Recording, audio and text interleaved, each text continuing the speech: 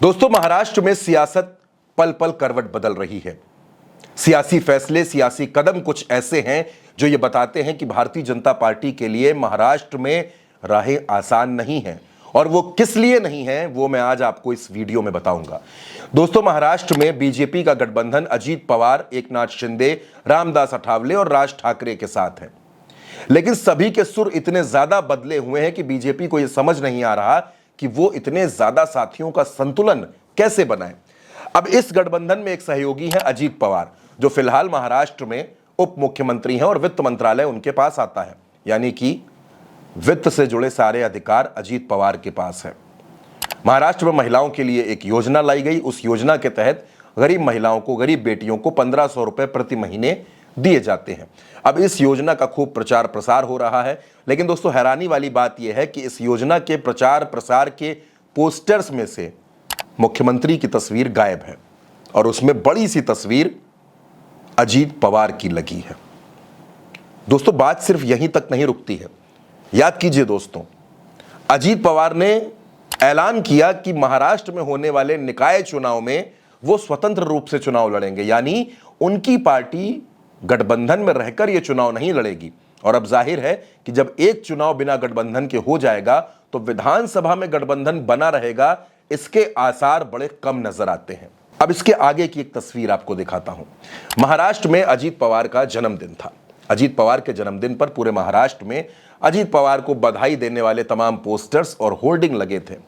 यहां तक बात बिल्कुल ठीक थी दोस्तों, लेकिन उन पोस्टर्स में अजीत पवार को महाराष्ट्र का भावी मुख्यमंत्री बता दिया गया, यानी अजीत पवार के समर्थक अजीत पवार में आने वाले मुख्यमंत्री को देखते हैं।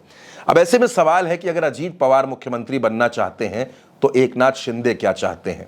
सवाल है कि फिर देवेंद्र फडणवीस क्या चाहते हैं? यानी कि महायुति के अंदर ही सिरफुटव्वल की स्थिति है।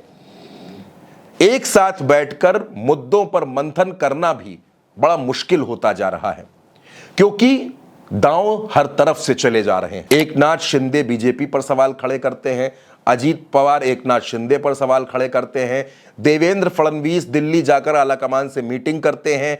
फिर महाराष्ट्र में यह सर्वे शुरू होता है कि क्या बीजेपी अपने दम पर अकेले महाराष्ट्र में चुनाव जीतकर सरकार बना सकती है। फिर बीजेपी 2 प्रभारियों की नियुक्ति महाराष्ट्र में कर देती है।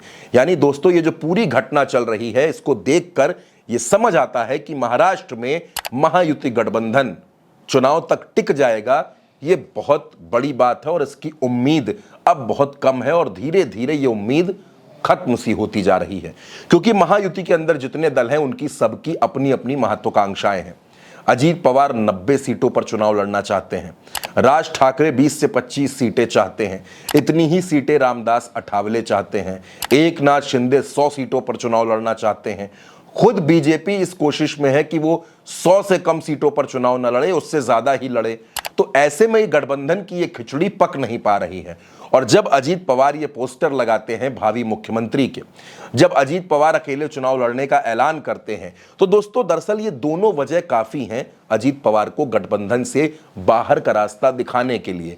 और इसलिए भी क्योंकि आरएसएस 1-2 बार नहीं, 3-4 बार ये सवाल पूछ चुका है कि अजीत पवार को साथ लेने की जरूरत क्या थी, अजीत पवार को साथ क्यों लिया गया।